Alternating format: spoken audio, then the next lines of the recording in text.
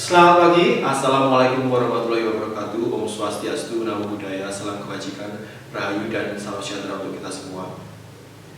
Setelah kita kemarin mempelajari organel-organel yang ada di dalam sel, mulai dari nukleus, kemudian sentrosum, ribosum, retikulum endoplasma, apparatus Golgi, mitokondria, kloroplas yang ada pada sel tumbuhan. Nah, ada organel-organel dan struktur-struktur sel lain yang belum kita sedikit kupas. Nah, apa saja? Yang pertama ada badan mikro, ya ini biasanya berisi enzim katalase yang memecah, biasanya memecah, misalnya contohnya hidrogen peroksida atau senyawa-senyawa yang bersifat racun.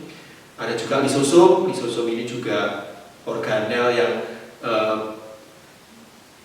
muncul, ya, bisa dari kita ingat waktu vesikula pada apparatus Golgi. Di dalam vesikula itu mengandung enzim. Nah, di enzim ini fungsinya untuk mencerna zat-zat. Kemudian kita nanti akan bicara juga tentang dinding sel. Dinding sel kita jumpai, kita ingat bahwa ada di organisme prokariotik dan eukariotik. Kalau pada prokariotik pada bakteri, kalau eukariotik contohnya pada jamur, alga, dan pada tumbuhan. Ya, nanti kita akan bahas pada eukariotik aja. Kemudian kita juga akan bahas mengenai sitoskeleton. Jadi organel-organel yang ada di sel itu bukan berenang-renang bebas, tapi dia ada yang mengikat, ya untuk pergerakan dari organel-organel itu. Untuk lebih jelasnya, mari kita simak video berikut ini. Setelah kita kemarin membahas organel-organel, ya, diingat-ingat, jadi organel di dalam sel itu apa aja, ya, dari nukleus, kemudian ada sentrosum, pembelahan sel pada sel hewan, ya, kalau sel tumbuhan nggak punya, kemudian ada retikulum endoplasma, apparatus Golgi, ribosum, mitokondria, terakhir kloroplas yang ada pada sel tumbuhan, pada sel hewan nggak punya, ya. Jadi fungsi utamanya harus tahu dulu, baru fungsi-fungsi detailnya. Nah, sekarang yang ke-15 ini ada beberapa organel yang belum kita pelajari di pertemuan yang ke-15 terakhir ini. Kita akan membahas ada badan mikro, kemudian ada bukan hanya organel, ya, struktur sel juga, ya, organel badan mikro, kemudian ada struktur seperti dinding sel, kemudian ada struktur seperti sitoskeleton, ya, nanti juga kita bahas sedikit tentang lisosum. Nah, mari kita lihat badan mikro. Kita tahu nih, ya, kalau ini adalah sebuah sel, ya. Ini sebuah sel, ini adalah membran selnya. Ini lipid bilayer, fosfolipid bilayer. Plasma membran itu sel membran, ya. Gitu. Nah, badan mikro itu apa? Badan mikro dijumpai di sel hewan dan sel tumbuhan. Strukturnya sferikal, kira-kira sebesar mitokondria, dan lisosum dibatasi matriks granular. Ada dua jenis, badan mikro berisi enzim katalase dan oksidase. Ada juga badan mikro yang berisi enzim untuk berdaur glioksilat ditambah katalase dan oksidase. Badan mikro yang mengandung enzim ini disebut peroksisom, sedangkan yang mengandung enzim lain glioksisum. Jadi yang mengandung enzim-enzim ini disebut peroksisom, yang lain glioksisum. Atau istilahnya peroksisom itu, ya. Peroksisom pada sel mamalia, sedangkan glioksisum ini pada endosperm biji saat perkejambahan. Nah, biasanya kalau glioksisum dijumpai di tumbuhan, kalau peroksisum di sel hewan. Nah, ini disebut badan mikro lah istilahnya. Badan mikro mudah dibedakan karena adanya enzim katalase. Nah, ini ciri khasnya badan mikro itu punya enzim namanya katalase. Tampak seperti bangunan yang dibatasi oleh membran tunggal dan di dalamnya mengandung matriks yang amorf. Amorf itu tidak berbentuk. Pada sel hewan terdistribusi di dalam sel, umumnya di retikulum endoplasma. Jadi dia dijumpai di retikulum endoplasma. Pada sel tumbuhan, badan mikro sering diberdekatan dengan kloroplas karena diduga kedua organel ini terlibat dalam jalur glikolat, ya. Nah, ini nanti di fisiologi tumbuhan lah, ya. Jalur glikolat itu mengibatkan tiga organel, kloroplas, badan mikro, dan mitokondria. Misalnya ini kloroplas, ini mitokondria, nah ini peroksisom nih, ya, atau glioksisomnya itu.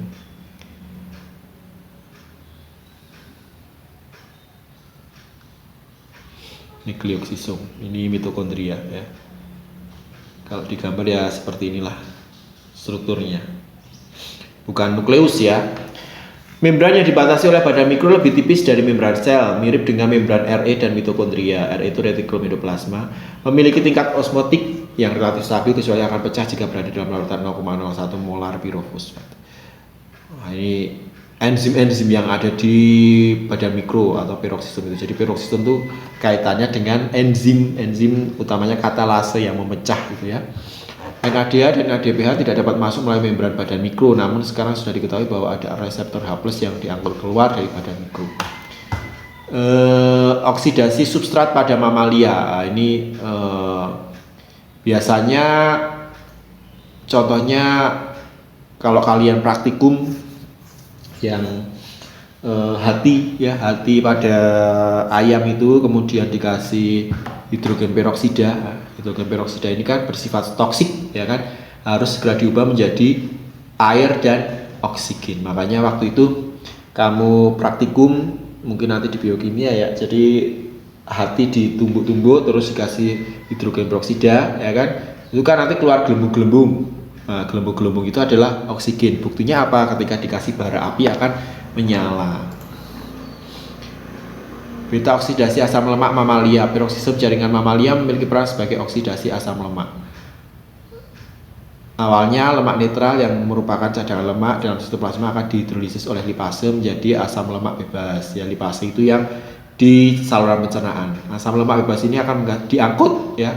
Jadi ini hubungannya nanti dengan sistem pencernaan. Jadi lemak yang masuk dalam tubuh itu dicerna oleh enzim lipase yang dikeluarkan oleh pankreas kan menjadi asam lemak. Asam lemak ini akan diangkut ke mitokondria untuk dioksidasi dan menghasilkan asetil koenzim A. Jadi kalau kemarin kita belajar yang katabolisme yang glukosa menjadi asetil CoA, sebenarnya asetil CoA itu juga bisa mendapat bentukannya dari asam lemak ini. Nah, saudara nanti kalau belajar hubungan katabolisme lemak, protein dan karbohidrat, monggo cari di YouTube saya ada. Namun ternyata peroksisom mampu mengoksidasi palmitoid CoA menjadi asetil CoA. Asetil CoA diangkut ke mitokondria memasuki daur Krebs ya. Kemarin masih ingat daur Krebs, jadi setelah asetil CoA kan akan masuk daur Krebs. Kalau lupa ya udahlah. Namanya juga manusia ya. Tapi kalau ujian harus bisa ya. Jika masih ada di sitoplasma maka akan diubah menjadi asam lemak kemudian menjadi lemak netral. Beta oksidasi asam pada endosperm biji tanaman. Nah, endosperm itu kan cadangan. Jadi kalau kamu cadangan makanan, jadi kalau biji ya yang misalnya biji kacang kan yang kamu makan itu kan sebenarnya endospermnya. Ya, endosperm itu makanan cadangan makanan untuk siapa? Untuk embrio atau yang nanti akan menjadi daun, batang dan sebagainya. Oleh karena itu lemak tersebut harus dikonversi menjadi karbohidrat. Ini terjadi di badan mikrogliokosum. Hasil oksidasi asam lemak adalah asetil CoA yang digunakan untuk senyawa. Ya, pokoknya intinya menjadi asetil CoA. Gitu. Ini nggak usah terlalu ini nanti di ya. Jalur glikolat. Nah, jalur glikolat ini melibatkan kloroplas, badan mikro, mitokondria dan sitoplasma. Merupakan perubahan senyawa tak mengandung fosfat, yakni gliserat menjadi lisin, serin. Nah, ini kan asam amino dan persenyawaan C1 dan ini penting sebagai prekursor dalam biosintesis asam nukleat. Asam nukleat itu apa? DNA ya. Jadi penting juga sebagai ibaratnya membantu dalam proses pembentukan asam nukleat. Di kloroplas, fosfoglisrat, glikolat dan fosfoglisrat dibentuk dalam fotosintesis ya. Glikolat meninggalkan kloroplas ke badan mikro. Di peroksisom, glikolat dioksidasi menghasilkan glikoksilat dan membebaskan hidrogen peroksida. Enzim katalase mengubah hidrogen peroksida menjadi H2O dan oksigen. Glikoksilat menjadi asam amino atau kembali ke kloroplas. Jadi ini gambaran yang mekanisme dari badan mikro itu kerjanya seperti apa. Jadi badan mikro itu hubungannya dengan enzim katalase yang tadi misalnya memecah hidrogen peroksida gitu-gitu ya.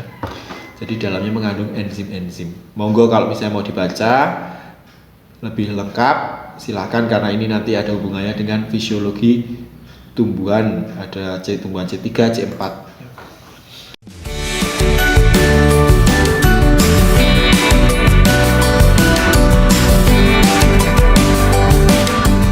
Kemudian lisosom. Nah, lisosom ini kita ingat bahwa lisosom ini ada kaitannya dengan aparatus Golgi juga ya, vesikel juga. Jadi lisosom itu apa sih? Ketika pelajari RE dan aparatus Golgi, kita mengenal adanya vesikula yang berfungsi untuk mengangkut senyawa hasil biosintesis RE untuk disekresikan dari timbun. Kemarin ya, ingat ya, jadi dari RE dibawa oleh kantong-kantong vesikel, dibawa ke aparatus Golgi untuk dimatangkan, dari aparatus Golgi nanti setelah masak dikeluarkan kan. Nah, itu jadi itu vesikel. Nah, beberapa vesikel tersebut ternyata mengandung enzim untuk metabolisme sel. Jadi ada vesikel yang mengandung enzim-enzim yang merombak misalnya senyawa-senyawa ya, atau struktur-struktur sel yang sudah mati misalnya begitu. Nah, itu namanya lisosom. Nah, di situ ada zarah-zarah, itu semacam apa ya, kalau zarah itu artinya bukan nama orang ya, zarah itu apa ya, benda atau partikel lah istilahnya, seperti partikel-partikel yang mengandung enzim fosfatase. Zarah ini mengandung enzim hidrolitik, kemudian organel lainnya disebut lisosom. Nah, lisosom ini ya untuk mencerna itu. Lisosom bisa dijumpai di sel eukariotik. Contohnya lisosom ya,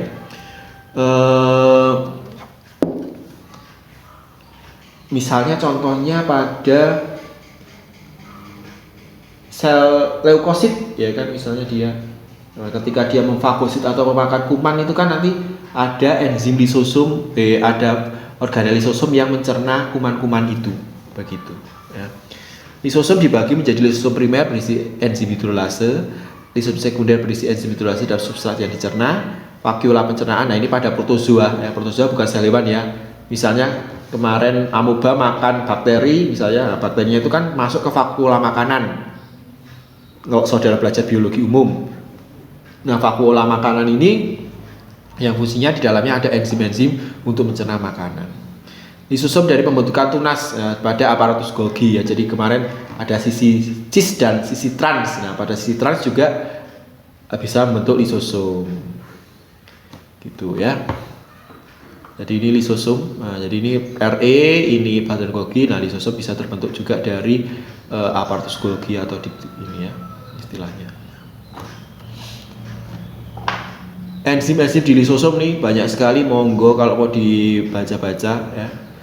Nanti jadi ingat bahwa di sel itu kok bisa bekerja di sebagai unit sel, karena apa? Karena di dalamnya ada enzim-enzim. Jadi bukan hanya organel-organel aja, bahkan di dalam organelnya atau di bagian strukturnya ada yang mengandung enzim.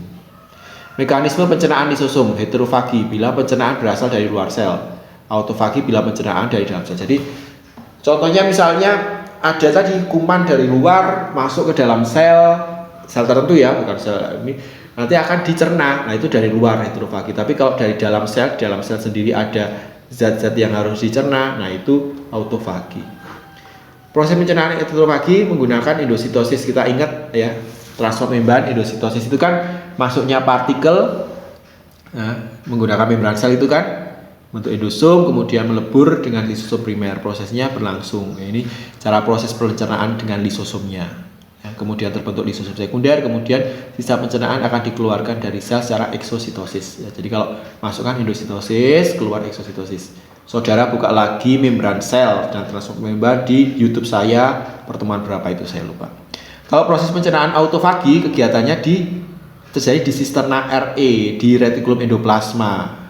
Terbentuk vesikel ya. Enzim akan dicurahkan sehingga terjadi autolisosom yang akan menghasilkan badan-badan residu yang akan dikeluarkan sel. Proses pencernaan ekstraseluler dilakukan dengan mencurahkan isi lisosom ke dalam ekstrasel, misalnya ke tulang rawan. Jadi kan ada juga ketika pembentukan tulang rawan dan tulang sejati kan harus ada yang dihancurkan itu tulang-tulang. Nah, inilah juga peran dari lisosom. Nah, ini kemarin misalnya ini ada bakteri nih, di fagositosis dengan endositosis kan, caranya endositosis masuk dia masuk, kemudian masuk ke lisosom primer, membentuk lisosom sekunder, kemudian dikeluarkan zatnya melalui eksositosis. Kalau yang dari dalam sel ya melalui autofagi itu. Nah, ini lebih dalamnya, monggo kalau mau dibaca biosintesis lisosom. Mungkin saya ada sedikit salah tulis ini.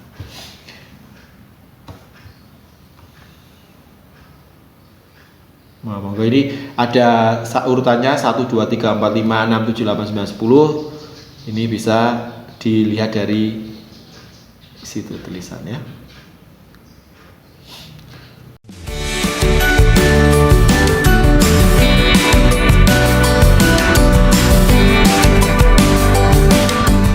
Kemudian dinding sel, ya, ini struktur yang dijumpai di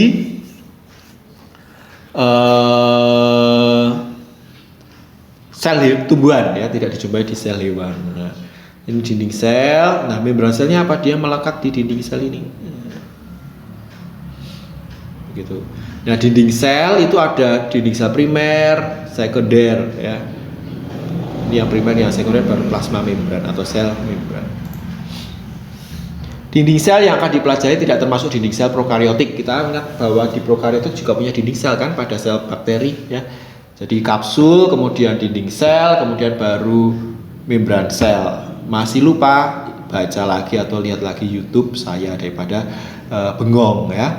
Juga tidak akan mempelajari dinding sel eukariotik secara keseluruhan, tetapi hanya akan mempelajari dinding sel dari contoh terpilih dari golongan jamur, alga, dan tumbuhan tinggi. Diharapkan setelah membaca ini, kamu bisa memahami fungsi dinding sel dan perbedaan penyusun dinding sel, jamur, tumbuhan, dan alga. Nah, sekarang kita akan pelajari dinding sel pada fungi atau jamur. Jamur itu ada yang multiseluler, multi itu banyak, multisel, kalau uniseluler itu satu, bersel satu. Nah, uniseluler contohnya Saccharomyces cerevisiae ini berperan dalam pembentukan tape atau alkohol. Ingat fermentasi alkohol waktu katabolisme itu, ya. Dan jamur dengan hifa atau multiseluler. Jadi susunan dinding sel fungi atau jamur itu pertama kitin, ya. Jadi dinding selnya itu susunan kitin itu berbentuk filamen. Perannya mirip dengan selulosa pada tumbuhan tingkat tinggi. Tumbuhan tingkat tinggi itu ya seperti kelapa, seperti mangga, ya. Biosintesis kitin dibantu oleh enzim kitin sintetase yang terdapat pada suatu granula membran sel yang disebut kitosom. Glukan, polimer deglukos juga ditemukan di tumbuhan, maka jamur menjadi perdebatan apakah termasuk tumbuhan atau tidak pada saat itu. Nah, pada saat itu tumbuhan jamur ini tumbuhan apa bukan atau apa? Nah, gitu. Ternyata dia dimasukkan kingdom tersendiri, ya, karena ya tidak bisa berfotosintesis itu, ya. Biosintesis glukan belum diketahui dengan pasti, kemungkinan terdapat di permukaan luar membran sel. Komponen Manan berbentuk filamen utamanya pada yeast atau ragi. Biosintesis Manan berasal dari retikulum endoplasma, kemudian dikirim ke bagian yang sedang tumbuh di mana sintesis terjadi. Bagaimana material ini dapat masuk ke dinding sel yang kaku tersebut? Polisakarida hidrolase melemahkan dinding sel. Dinding sel yang kuat itu bisa dilemahkan oleh sebuah enzim, ya. Kontak dinding sel dan membran sel hilang, jadi menjadi lemah karena tidak erat lagi, ya kan, menjadi lemah. Kemudian memicu enzim polisakarida sintase pada membran sel untuk membentuk material kerangka polisakarida. Terbentuklah tunas pada dinding sel untuk menandai pertumbuhan primer. Adanya vesikula yang berisi enzim-enzim dan bahan ke dinding sel bergerak dari bagian dalam sel ke daerah pertumbuhan primer dan memuntahkan isinya di daerah tersebut. Jadi ini membran sel, ini kitin, ya. Ini glukannya, ya. Ini membran protein. Akibatnya dinding sel akan tumbuh terus, ya. Sekarang dinding sel pada tumbuhan tingkat tinggi. Maaf ya, ini saya hanya gambarannya saja karena sebenarnya ini dasar, ya, biologi sel itu, tapi nanti akan dipelajari lebih lanjut di misalnya di tumbuhan tingkat rendah dan tumbuhan tingkat tinggi. Jadi intinya kalau di jamur itu juga ada dinding sel, tapi itu atas kitin, glukan, dan manan tadi itu, ya. Jadi jangan sampai nggak dipelajari di biologi sel. Saya dipelajari tapi tidak dalam. Dinding sel tumbuhan tingkat tinggi. Pada tumbuhan tingkat tinggi, dinding sel berfungsi untuk melindungi sitoplasma agar tidak lisis serta sebagai penguat tanaman. Sedangkan bagi tumbuhan yang hidup di darat atau udara, dinding sel berfungsi sebagai pencegah terjadinya dehidrasi. Makanya kalau yang ada di kemarin osmosis itu, ya, tumbuhan itu jarang lisis karena atau tidak lisis karena ada tekanan turgor dan dinding sel yang membantu dalam tekanan turgor ini.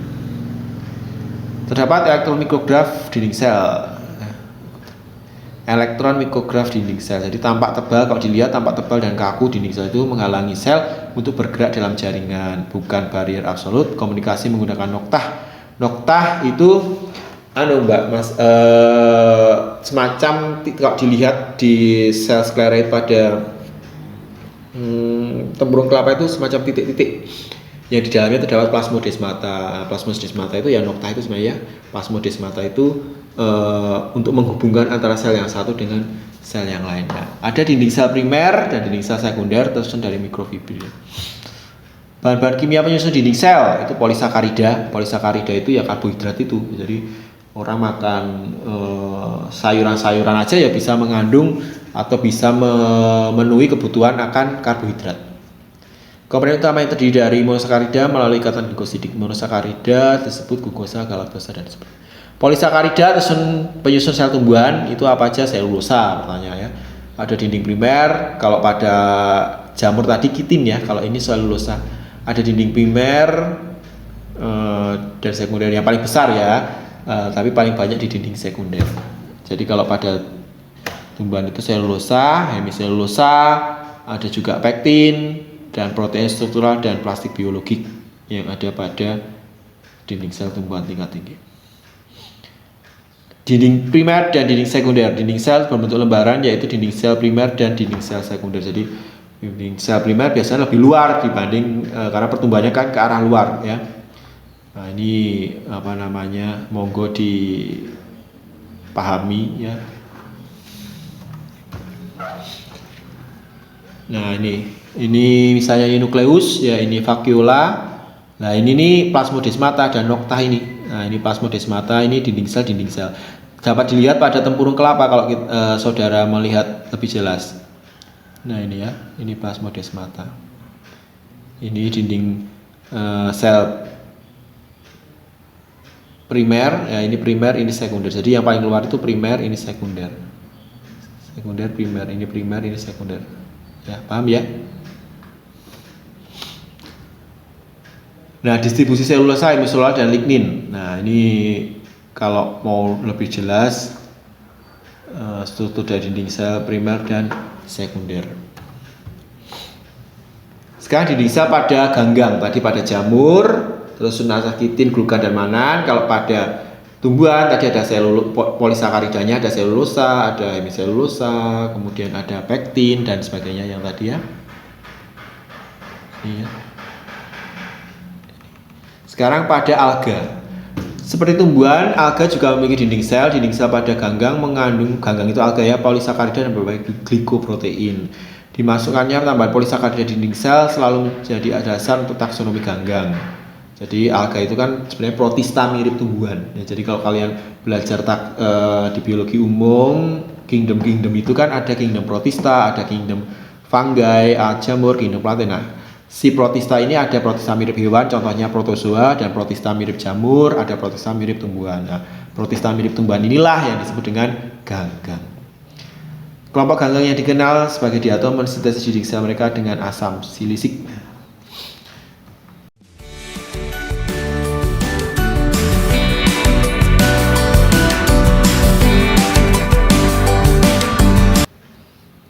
Itu saja tadi dinding sel pada sel tumbuhan, jamur, dan ganggang. Sebenarnya ada sel pada prokariot, pada bakteri, tapi nanti dipelajari di mikrobiologi.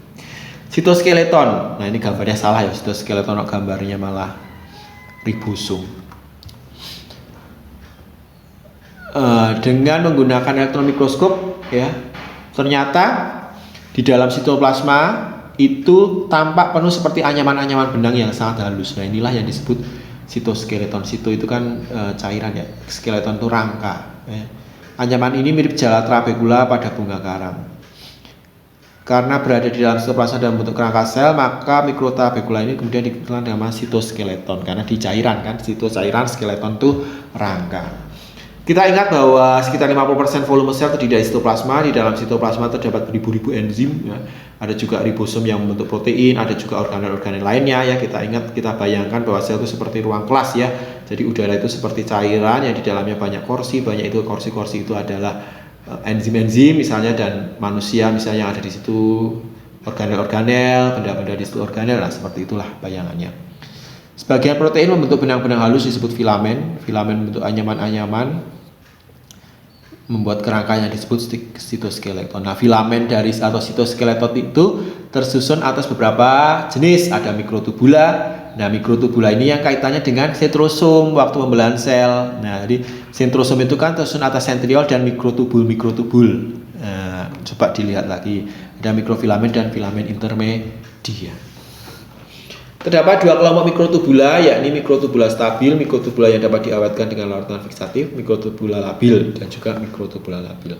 Kalau mikrotubula labil ini fungsinya memberi bentuk sel, membantu pergerakan sel, dan menentukan bidang pembelahan. Berarti ini yang kaitannya dengan sentrosom. Ya. Kalau yang mikrotubula stabil ini pembentukan silia. Silia itu rambut-rambut. Mikrotubula pada awalnya berbentuk bintik kecil seperti bintang sehingga disebut aster. Nah, makanya kemarin itu kan ya kalau kamu baca lagi di bagian pembelahan sel atau siklus sel itu kan ada sentrosom, kemudian ada aster. Nah, aster itu awal mula terbentuknya mikrotubul. Mesti pusing ya. Udah mau semester sudah pertemuan 15 enggak apa-apa. Daerah munculnya aster ini kemudian disebut dengan MTOC yang kemudian disebut dengan sentrosom. Nah, ini jadi sentrosom itu kan kumpulan sentriol dan mikrotubul tadi. Sentrosom pada saat interfase terletak pada satu sisi dekat nukleus. Pada sentrosom terdapat sentriol, kecuali pada sel tumbuhan tidak memiliki. Ya, jadi kemarin kita ingat bahwa sel tumbuhan itu dibantu dengan pembentukannya oleh aparatus Golgi dan sebagainya oleh mikrotubul, tetapi tidak dengan sentrosom. Ini strukturnya. Mikrofilamen tersusun dari filamen fibrosa seperti protein aktin, miosin, tropomiosin yang banyak terdapat di sel otot. Jadi kalau kamu bisa bergerak nih, bisa joget tok-tok atau apa, itu karena ada mikrofilamen-filamen yang ada di otot kamu. Misalnya ini contohnya yang di sel otot ya. Aktin sifatnya labil, artinya mudah terakit dan mudah terurai. Nah ini, pokoknya di sel otot kita itu ada filamen-filamen, nanti dipelajari di fisiologi manusia ya. Jadi inilah yang berfungsi untuk kontraksi relaksasi. Nah ini ada aktin, ada mikrofilamen miosin dan sebagainya. Ada juga filamen intermedia. Ini dijumpai di sekitar inti menjulur ke arah permukaan sel. Ini dapat dijumpai di sel-sel yang mengalami stres mekanik atau mengalami tekanan seperti epitel, seperti di kulit kan epitel. Akson sel saraf ya, dan otot polos. Filamen intermedia biasanya ditemukan di mikrofili itu mikro kecil. Fili itu seperti ibaratnya rambut-rambut, seperti rambut-rambut, struktur seperti rambut. Ini struktur sitoskelet. Ini ada sel membran, ini bisa RE, ini ribosom, ini mitokondria. Nah, inilah rangka-rangka itu sehingga si organel-organel itu tetap berada pada tempatnya atau untuk membantu pergerakan kalaupun organel itu bergerak. Gitu. Jadi sel itu ada rangkanya. Itu saja. Kerjakan pertanyaan yang ada di Google Classroom. Kerjakan soal berikut. Komponen apa saja yang menyusun dinding sel? Komponen apa saja yang menyusun dinding sel tumbuhan, jamur, dan alga? Ya. Ini alga. Ya. Satu lagi apa yang jadi A. Komponen yang menyusun dinding sel tumbuhan. B. Komponen apa saja yang menyusun dinding sel jamur. C. Komponen apa saja yang menyusun dinding sel alga.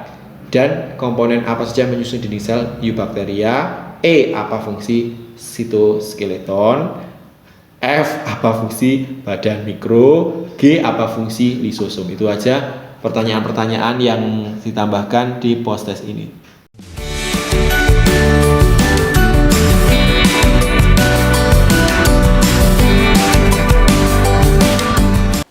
Nah, itu tadi organel-organel dan struktur-struktur sel lain yang kita bahas seperti badan mikro yang di dalam mengandung enzim, ada lisosom juga untuk pencernaan sel, baik dari luar sel dari dalam sel itu sendiri, kemudian ada dinding sel primer, sekunder, kemudian apa sih penyusun dinding sel pada jamur, biasanya tersusun atas kitin, glukan, ya. Kalau pada sel tumbuhan tersusun atas polisacharida jenis selulosa, pektin, kemudian dan alga. Selain itu kita juga jumpai ada sitoskeleton. Nah, sitoskeleton ini kerangka sel. Kita ingat juga waktu pembelahan sel juga dibantu oleh sitoskeleton ini jenis mikrotubul. Nah, kita ingat ada sentrosom dan sebagainya. Nah, itu saja, semoga bermanfaat. Mohon maaf apabila ada salah kata selama 15 pertemuan ini. Terima kasih atas perhatiannya. Semoga bermanfaat.